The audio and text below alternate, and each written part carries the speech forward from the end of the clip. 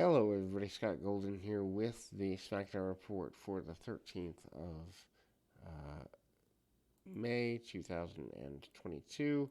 Certainly not a fan of the show, but it is what it is, and ultimately, this is what passes for wrestling these days, so we'll cover it anyway. Over 2,600 of these on a wide variety of topics, and we're going to continue to add as often as we can for your listening pleasure. Easily put, we continue to be valuable in that way and make something positive happen out of things going forward. In any event, we continue to try to do that anyway on a daily basis or almost daily. We will continue to be of benefit, at least I hope, as we move forward. And so the uh, one here is they open with review of what's going on with the Bloodline. Drew McIntyre, RK Bro, WrestleMania Backlash. RK Bro segment, Orton, Riddle, and Zayn are okay in the segment. RK Bro makes their way to the ring starting SmackDown. Fans break into a Randy chant. Orton notes that he's excited to be on SmackDown, but they're tired of the chase. Orton knows the Usos doesn't make any of the decisions. He added that Roman Reigns makes all of the decisions for them. Orton and Riddle demanded that Reigns answer the challenge for the Usos. Instead, Sami Zayn walks out, Bloodline t-shirt he claims to be. In the locker room, leader he adds that nobody wanted to see the unification match. Fans break into a Sami, well, sucks chant. Orton thinks Zayn speaks for the Bloodline and is basically a member. They convince Zayn to agree to take on Riddle tonight if Riddle wins, and RK Bro takes on the Usos in a unification match. Zayn agrees at first, but then rolls out of the ring. He walks away and said that it can happen another day, and ultimately the match is sanctioned. Riddle and Zayn have a very good match here. Michael Cole notes that if Zayn loses, it will not result in a unification match, despite the previous segment saying that it did. The opening segment is useless and a waste of time, but that's what WWE does. They don't care about putting on compelling programming that makes logical sense. Riddle then has early advantage. Zayn then quickly takes over. He slows the pace of the match down, slows up with a chin lock. Riddle then escapes and nails Zayn with a kick to the face. Follows up with a running forearm in the corner. Riddle then hits the penalty kick and a Broton, but Zayn gets the knees up. Zayn takes over and quickly goes for a haluva kick. Riddle gets his feet up in the process.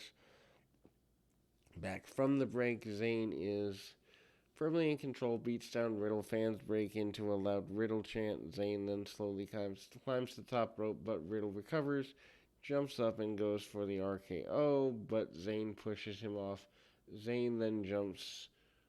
Riddle then rocks him with a knee for a 2 count. Riddle then goes for the bro to sleep.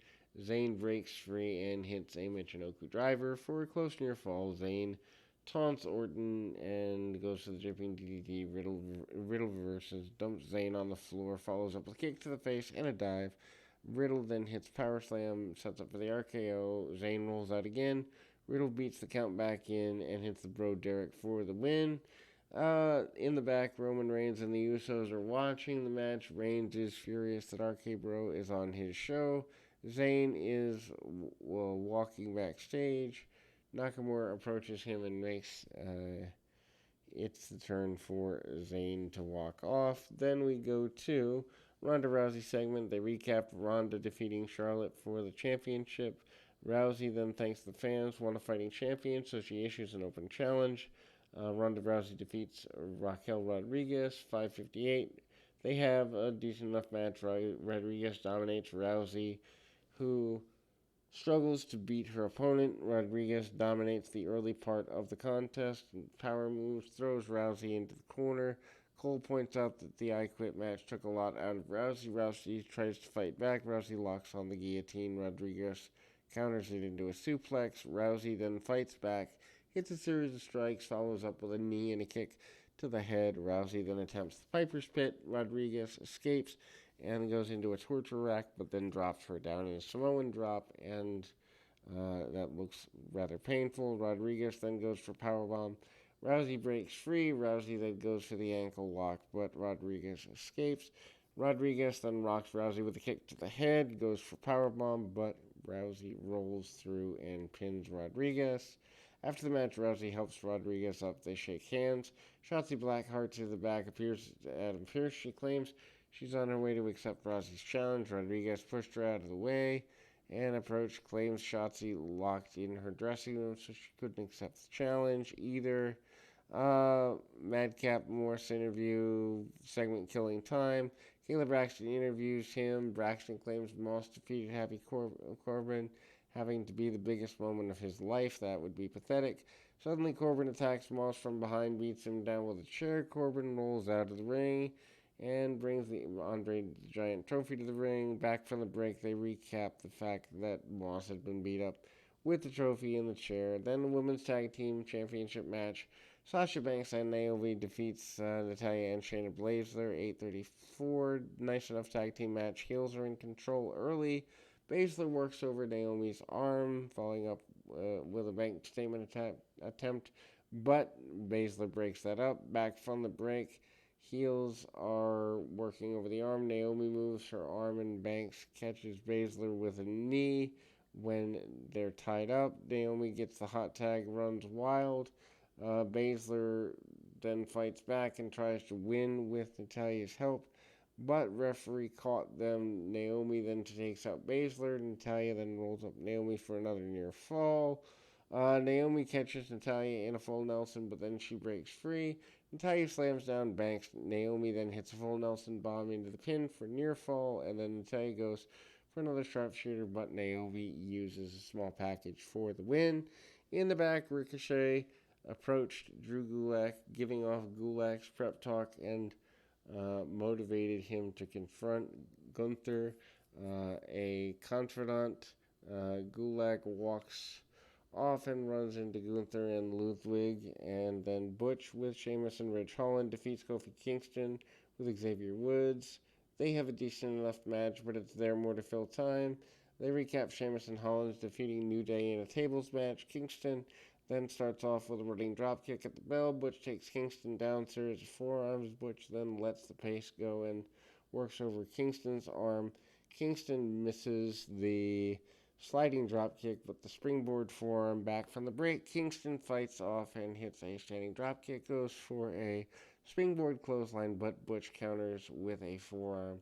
Kingston then recovers and hits the SOS for a close near fall. Fans break into a brief "Let's go Kofi" chant. Kingston then hits a double foot stomp and sets up trouble in paradise. Holland then tries to interfere, but Woods pulls him off the apron. Sheamus takes out Woods with the brogue kick, and there we go. After the match, Butch runs into the crowd, but returns to celebrate with Sheamus and Holland. In the back, Sami Zayn speaks with Heyman, or Zayn wants to make sure he didn't overstep his bounds. Then the Usos strike back. Show closing segment. This show felt long even now. Set up tag unification match for next week. Roman Reigns, Usos, and Paul Heyman slowly make their way to the ring. Fans break into a Roman chant. Roman takes the mic, demands that the Commonwealth of Pennsylvania acknowledge him. Reigns then notes the Usos are different. They know who's next. RK Bros music hits and they walk to the ring. Orton says Reigns doesn't smash Cena because Cena's 10 times the superstar. RK Bro demands a unification match, and then we go to Reigns doesn't seem impressed with the request. RK Bro walks off to end SmackDown, and well, this is just abysmal television, but we'll be back with more right after this.